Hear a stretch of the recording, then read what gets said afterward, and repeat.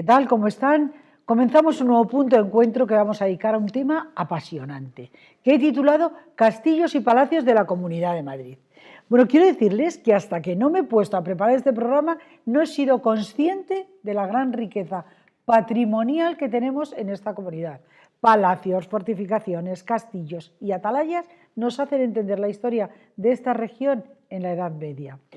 Hay construcciones, les puedo decir, pues muchas de ellas en muy buen estado, que datan pues de la época andalusí, de los siglos, allá por los siglos, el siglo VIII y el siglo IX, octavo y noveno. También tenemos fortificaciones totalmente castellanas, que están construidas pues entre el siglo XII y el XIV. Y otras edificaciones ya de la Edad Moderna, pues que están entre los siglos XV y XVI. O sea, impresionante, ¿qué quieren que les diga? Pero es que hay tanto que hablar de este tema que no me quiero extender para que sea nuestro invitado quien nos cuente con todo detalle estas maravillas que tenemos en la Comunidad de Madrid. Únicamente les voy a dar un dato que yo desconocía y que he sabido ahora. Se trata del Castillo de Manzanares el Real. ¿Sabían ustedes que este fue el lugar elegido en 1982 para la celebración del acto de la Constitución de la Asamblea de Madrid? Pues sí, la Asamblea de Madrid, o sea, la Comunidad de Madrid, se constituyó en el Castillo de Manzanares el Real en 1982. Bueno, quiero seguir hablando yo, que tiene mucho que contarnos. Así que ya les digo que para hablar del gran patrimonio arquitectónico y cultural que tenemos en la Comunidad de Madrid, me acompaña el coordinador de Patrimonio Histórico y Natural del Ayuntamiento de Boadilla del Monte, Miguel Ángel García Valero. Miguel Ángel, muy bienvenido. Muchas gracias, Mabel. Estoy encantada. Es un tema que me ha apasionado. Bueno, fíjate, yo creo que la propia idiosincrasia de la región de Madrid, al ser una región eminentemente urbana, de mucha población de aluvión, que no es de Madrid, contribuye a que la gente no sepa y no conozca la realidad y la riqueza patrimonial que tenemos en Madrid, ¿no? Tú misma has aludido al tema de los castillos y los palacios, pero no nos olvidemos que la región de Madrid está inserta en lo que era la Castilla antigua, la Castilla medieval, que tantos castillos como la provincia de Soria, de Segovia, de Guadalajara puede tener. Y en ese caso, como te digo, la riqueza de este tipo de fortalezas pues es mucho más importante de la que los ciudadanos de Madrid se creen. Estoy segura, yo soy de Madrid y he de decir que no tenía ni idea, o sea, ha sido ponerme a preparar el programa y de verdad que me he quedado entusiasmada. Bueno, a mí me da igual por donde empecemos. Sí. Ni tan siquiera voy a marcar yo la pauta, no voy ni a dirigir, voy a colaborar y las dudas que tenga las preguntaré. Perfecto. Con lo cual, vía libre. Pues fíjate, yo creo que quizás sería interesante que comenzáramos que la situación geográfica de la Comunidad de Madrid es muy interesante de cara a estas fortificaciones porque tenían que defender y proteger un territorio que en época de la dominación islámica era muy interesante porque tanto está en la frontera del sistema central, esa frontera natural, como lo que era la frontera natural del río Tajo.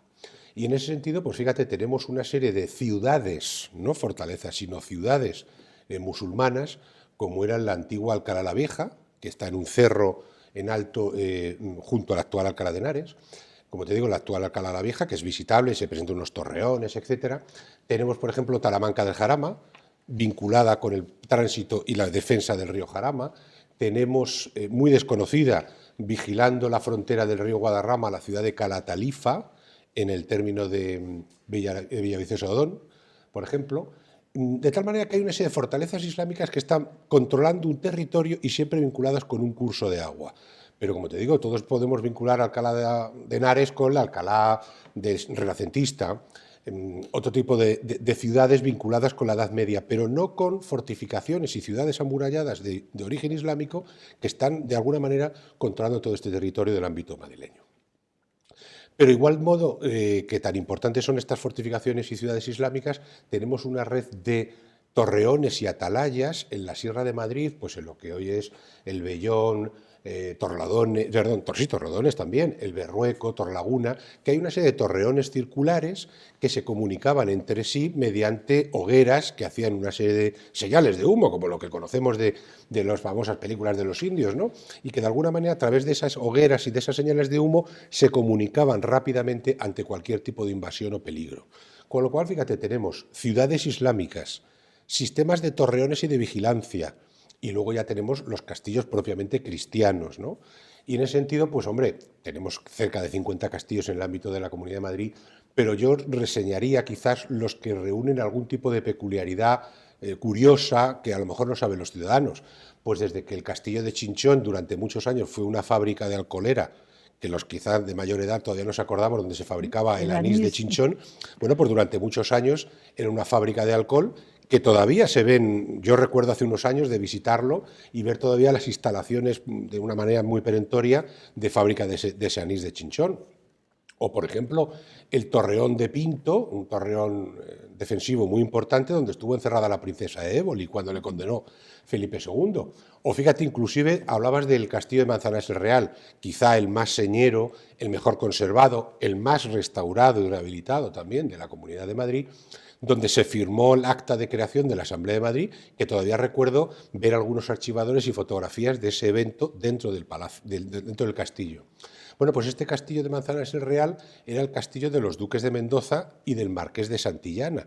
Por eso el embalse que está junto al castillo se llama el embalse de Santillana. Y aquí era donde, Madrid, ¿no? Perdón, que abastece de agua Madrid. Es uno de los que abastece agua de Madrid, efectivamente. Y aquí es donde estuvo el famoso marqués de Santillana, que escribió esas serranillas y esas poesías tan características del marqués de Santillana.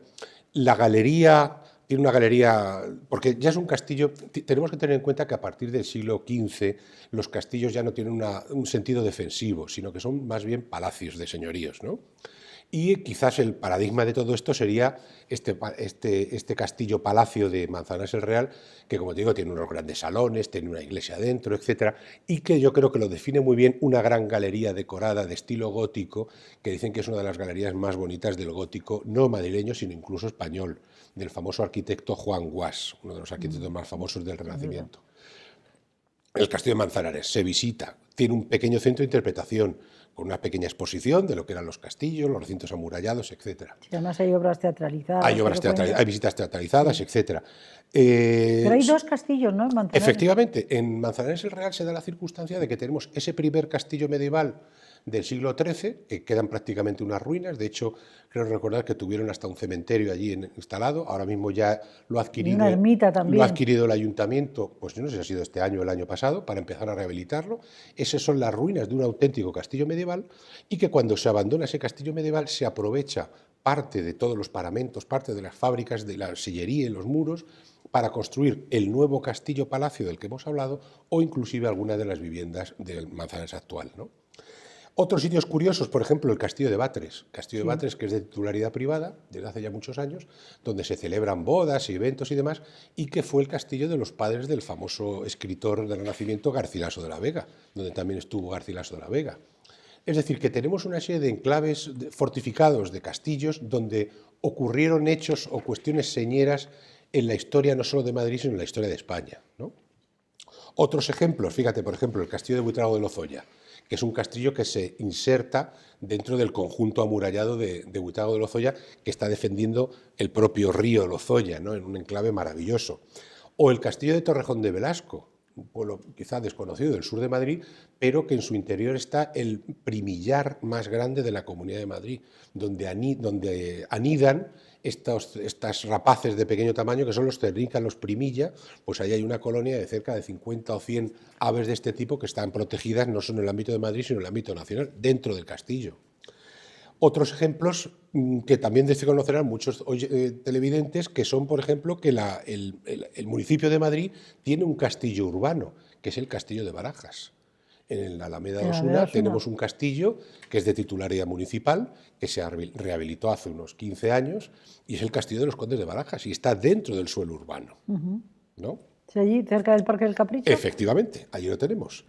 En Villarejo de Salvanés tenemos un torreón medieval, castillo maravilloso, también rehabilitado en buena parte, y que en su interior alberga una pequeña colección, un pequeño centro de interpretación que ilustra a los visitantes y que anima a los visitantes a conocer para que vean cómo eran este tipo de defensas medievales, lo que se conoce como la poliorcética, el arte de la defensa militar en todos estos castillos medievales.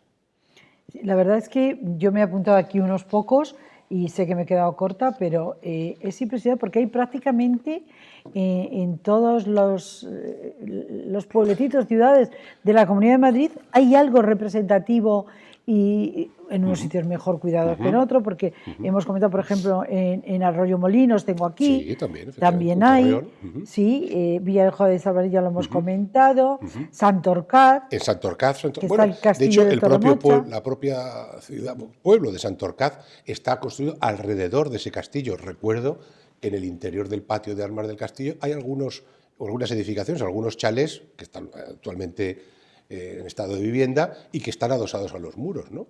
Tenemos también que señalar, y es muy importante, Mabel, que todos los castillos y fortalezas de España tienen el mayor grado de protección legal y normativo que ofrece la normativa de patrimonio histórico. Es decir, cualquier castillo de España tiene la misma protección legal que pueda tener el Palacio Real de Madrid o la Catedral de Burgos. Son patrimonio. Exacto. Desde el año 1949, fíjate, hubo un decreto por el cual todos los castillos de España formaban parte del patrimonio histórico español, independientemente de su titularidad, de fueran públicos o privados.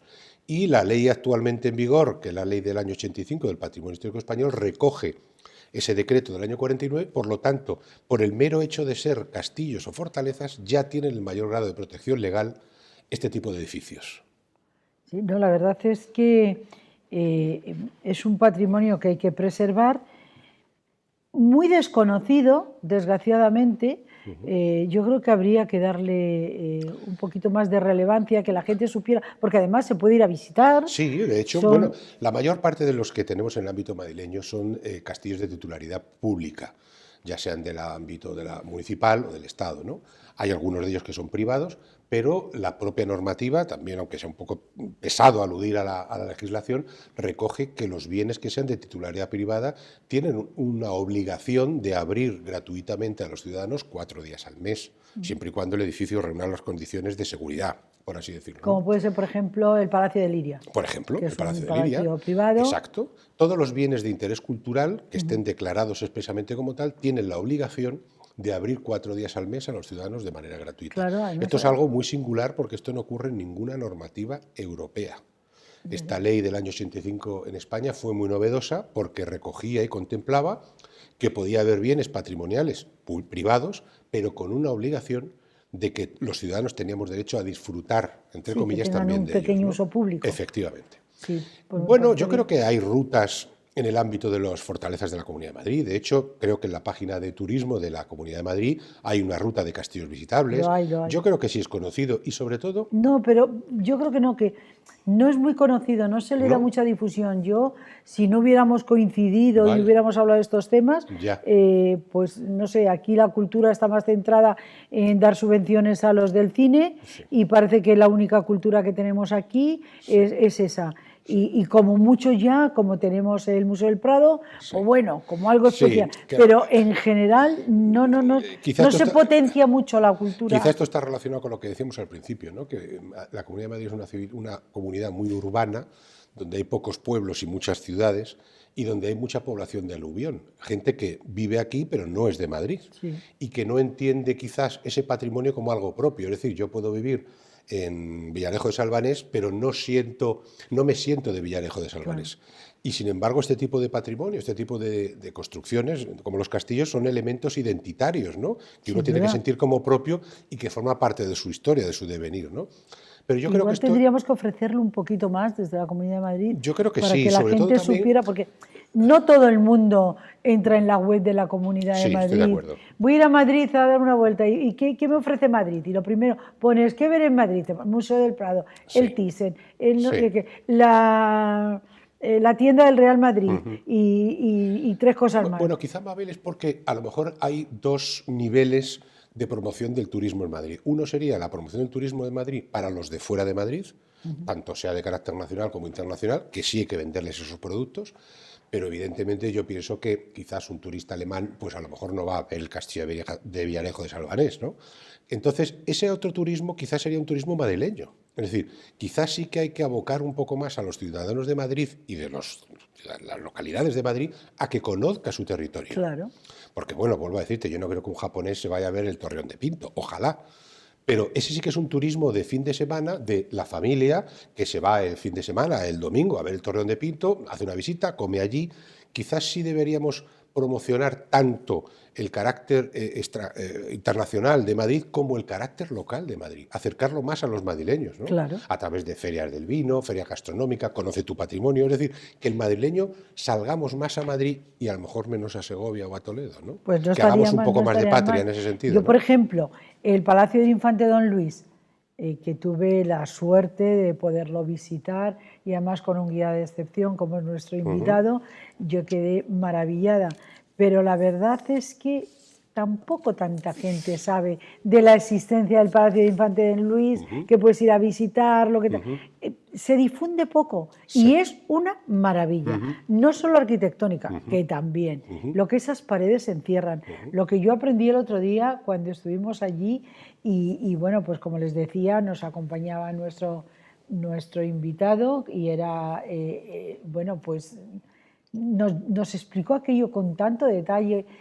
Yo vine, pero encantada es poco, Bueno, pues, y hay que darlo a conocer. sí, estoy de acuerdo contigo. Estamos haciendo una labor en ese sentido, yo creo, interesante, pero nunca debemos estar satisfechos. De hecho, te voy a decir que esta mañana me han pasado las cifras de visitantes, tanto al Palacio, a los jardines, como a todos los eventos que hemos hecho allí, y me han hablado de 136.000 personas, ¿eh? Tampoco me quejo tanto. Bien es cierto que solo los conciertos que hacemos en verano, que organizamos en verano, son multitudinarios, ¿no? Claro. Pero yo creo que hay que seguir trabajando en ello y sobre todo a mí lo que más me preocupa es el público joven y el público infantil, ¿no?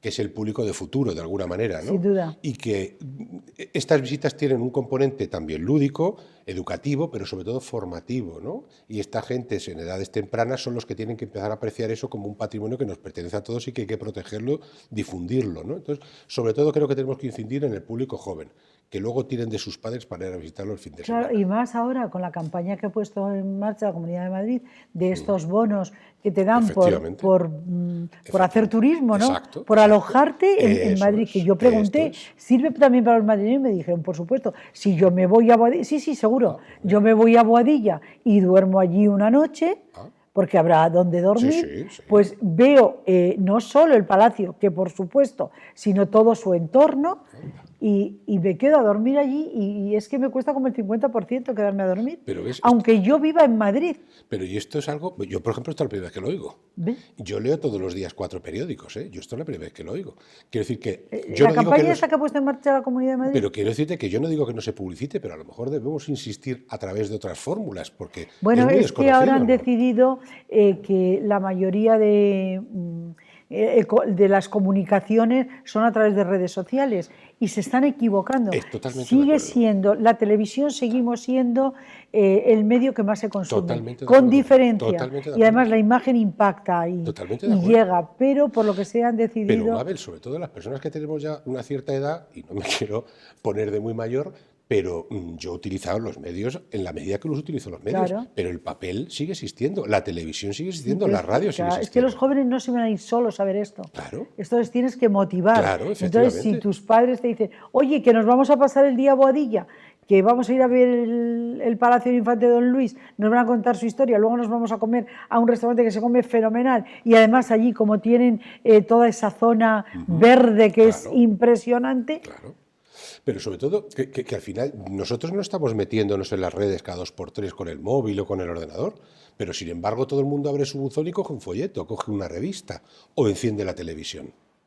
Entonces yo creo que quizás tendríamos que no olvidarnos de los sistemas tradicionales de difusión, pero evidentemente seguir trabajando en los nuevos sistemas, pero no olvidarnos de los antiguos. Porque yo creo que llegan a todo el mundo, mientras que las redes no llegan a todo el mundo. Es verdad, yo fui la primera vez que fui a Teruel, por aquel spot de Teruel existe. Sí, ¿ves? Ni me lo había planteado. Claro, pues ahí lo tienes. Entonces yo el otro día me compré un teléfono móvil y le dije al chico que me lo vendió, digo, por favor, pónmelo todo porque yo no sé hacerlo. Claro. Y pago con gusto lo que haya que hacer. Pero yo no sé hacerlo, pero como yo hay mucha gente. Bueno, porque claro, es que eso es para los que han nacido en esta era. Claro, que no es la nuestra, pero eso no efectivamente. quiere decir que nos tengan que dejar a un lado. Eso, entonces hay que llegar a todo el público. Claro, porque esos jóvenes que dominan el móvil como maravillosamente bien, no tienen esa experiencia y conocimiento que tú tienes y les vas a transmitir. Bueno, exactamente, pero bueno, que yo creo que de alguna manera que tampoco somos nosotros tan mayores, hay Mabel, que a nuestros conjugarlo 35 todo. años como para Cumplidos, tener, efectivamente, se dice siempre cumplidos. como para tener que rechazar esas redes sociales. No, no, si yo no lo rechazo, pero que no se olviden de las otras fórmulas de difusión, ¿no? No se deberían de olvidar. Bueno, pues haremos campaña en ello. Desde luego aquí y todo lo que pensamos que debe de conocerse, que es importante, lo traemos, porque pensamos que así como de hecho el programa de hoy, porque es que nos parecía imprescindible. Miguel Ángel, yo me gustaría, ya que he hecho alusión al Palacio del Infante Don Luis, que habláramos del Palacio, porque de verdad que es fantástico, pero fantástico. Bueno, fíjate, el Palacio del Infante Don Luis en Boadilla, a escasos 15 kilómetros de Madrid, constituye sin duda alguna el mejor conjunto palaciego dieciochesco a nivel nacional, y no estoy exagerando. Y lo digo ¿por qué? Porque reúne todos los requisitos de ese paquete, de ese pack que implicaba los palacios del siglo XVIII que se empezaron a construir en España siguiendo la tradición italiana. Tenemos aquí el Palacio de Aranjuez, el Palacio Real de Madrid, etc. Pero no reúnen todo ese tipo de elementos vinculados al desarrollo de esa vida palaciega, como eran, y como tenemos en Boadilla, una fuente aljibe, un estanque con una noria, 2 plantas de jardín, una enorme huerta de cerca de 2 hectáreas, el propio palacio, es decir, un paquete completo que diseña el famoso arquitecto de Cienpozuelos, Ventura Rodríguez, siguiendo ese modelo italiano con todos esos elementos que definen esa vida palaciega del siglo XVIII. Y en este caso somos los únicos que tenemos ese ejemplo y tan cerca de Madrid, ¿no? Y yo creo que es lo que hay que valorar, ¿no? Porque evidentemente el Palacio de Aranjuez o el Palacio Real de Madrid, bueno, solo la edificación y las colecciones que alberga son espectaculares y eso no se puede competir con ello. Pero que reúna esas características de conjunto palaciego, más que de palacio, de conjunto palaciego, con todos esos elementos que definen esa vida cortesana del XVIII, sí somos el único ejemplo que se conserva en Madrid y seguramente en España, con cosas tan singulares como, por ejemplo, un gallinero, casa de aves, que es el único que se conserva de esa naturaleza y que hemos restaurado recientemente, que inauguró nuestra presidenta de la Comunidad de Madrid hace unos meses, y que, como digo, es el único que se conserva, porque había en el Palacio del Retiro había una leonera, en Versalles estaba la menagerie, había otro tipo de edificaciones que no se han conservado, pero aquí no solo se ha conservado, sino que la hemos restaurado recientemente y se puede visitar gratuitamente los fines de semana.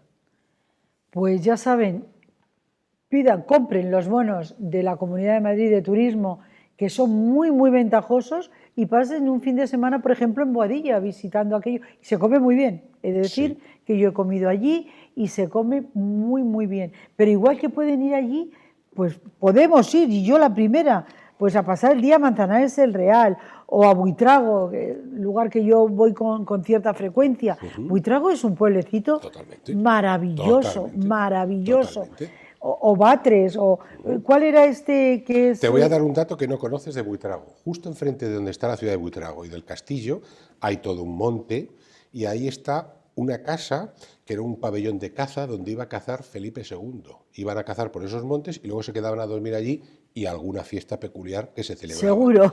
Y se está empezando la restauración justo enfrente donde está todo el conjunto amurallado de Buitrago y del castillo. O sea, todo que ese es dentro monte del propio... se llama la Casa del Bosque y es de época de Felipe II y es absolutamente desconocida y está en un monte público que es de la Comunidad de Madrid. ¿Y dentro del propio núcleo urbano de...? No, enfrente, justo al otro lado del río, donde se ve todo ese monte maravilloso. Sí, o sea, entras, ahí, bajas hacia el río... Efectivamente. Ya. Se pueden hacer excursiones con piragua en verano. Entonces, hay muchos elementos de estos desconocidos que hay que sacar a la luz. Claro, claro. Y luego, ya que estamos allí, nos acercamos al Cajuelo de la Sierra, por ejemplo toda esa zona de la Sierra del Rincón. Es que tenemos tantas maravillas. ¿Y cuál era, que estaba yo mirando aquí en mi chuleta, el que es camino de Guisando? Bueno, te refieres al castillo de San Martín de Valdeiglesias. Este de San Martín. El castillo de San Martín de Valdeiglesias tiene la peculiaridad de que está prácticamente restaurado en su totalidad. Ahora es de titularidad privada, porque durante unos años fue de titularidad municipal, pero a través de un pleito ha vuelto a sus antiguos propietarios. Y fíjate, este era el castillo del condestable Álvaro de Luna.